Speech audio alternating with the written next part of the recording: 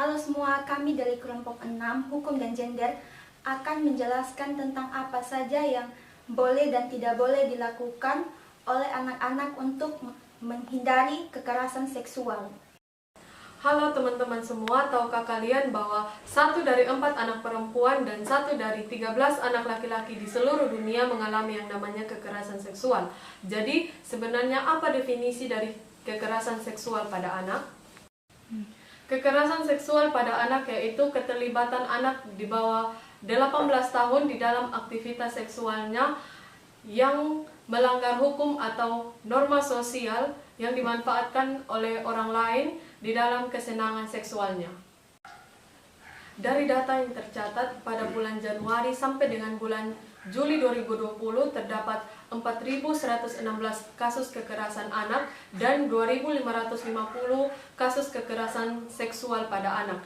Jadi begitu banyaknya kekerasan seksual pada anak yang terjadi.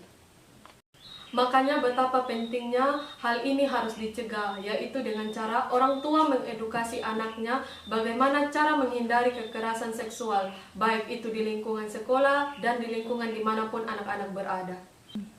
Bentuk-bentuk kekerasan seksual pada anak secara fisik, misalnya memperlihatkan bagian intim atau kemaluan daripada pelaku, ataupun memperlihatkan video-video pornografi kepada anak.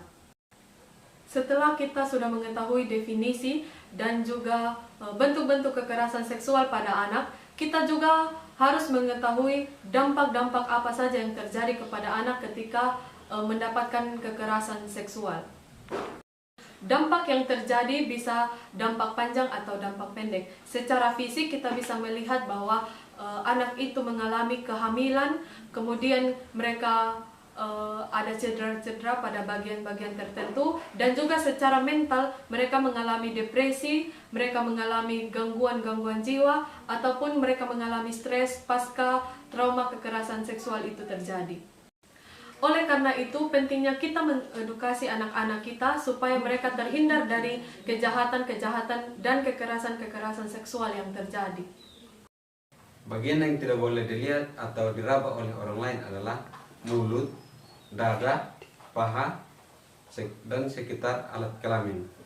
Bagian tersebut hanya dapat dilihat oleh ibu ketika memandikan anak dan membersihkannya setelah membuang air, dan dokter ketika melakukan pemeriksaan kepada anak yang didampingi oleh orang tua kandung anak.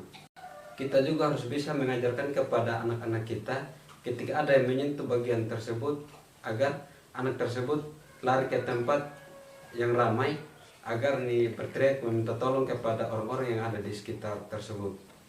Anak juga harus berani mengatakan tidak ketika ada yang menyentuh bagian-bagian terlarang dan menyuruhnya untuk membuka baju dan atau menunjukkan film atau video yang berbau porno. Tips bagi para orang tua yaitu mandikan dan pakaikan anak kita sendiri, mulai ajarkan anak kita untuk mandi dan berpakaian sendiri saat berusia 3-5 tahun, ajarkan anak kita untuk selalu memakai pakaian yang sopan, sering periksa kondisi tubuh anak, jangan biarkan orang yang tidak kita kenal menyentuh anak kita, sayangi dan peluklah anak, berkata baik dan lembut. Manfaat pentingnya kita sebagai orang tua yaitu mengedukasi anak-anak kita dapat meningkatkan komunikasi dan bonding antara orang tua dan anak. Hubungan antara orang tua dan anak berperan dalam perkembangan otak sehat, fisik, emosional, perilaku dan intelektual, dan juga bisa mensejahterakan anak-anak kita. Sekian penjelasan dari kami, kelompok 6. Semoga video ini dapat mengedukasi kita semua. Terima kasih.